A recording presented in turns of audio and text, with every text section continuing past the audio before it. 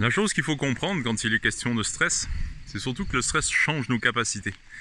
Le stress, par l'action du système nerveux, mais aussi de l'adrénaline, ensuite, contracte nos vaisseaux périphériques, active notre force musculaire, développe toute une série de mesures pour nous rendre aptes à la fuite ou au combat, mais à la fuite ou au combat de manière brutale et primitive.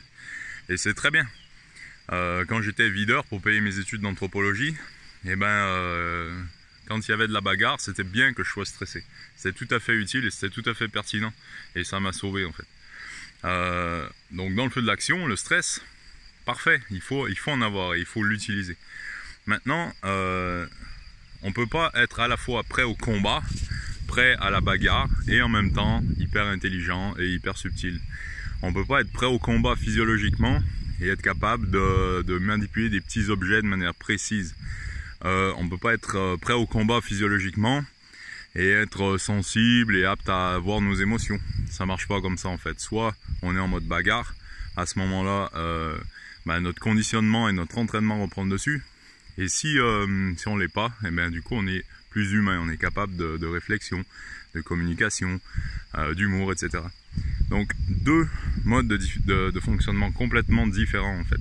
Et de savoir passer de l'un à l'autre plus ou moins volontairement est un super outil en fait pour pouvoir gérer à la fois au quotidien les situations où il n'y a pas besoin d'être en mode combat ou bagarre ou fuite. Et dans les moments qui sont heureusement rares dans la vie de la plupart des gens, où il faut fonctionner sous stress extrême de survie, comment le faire, quelles mesures prendre avant et aussi pendant pour arriver à être au maximum de ses possibilités, d'avoir la juste dose de stress en fait.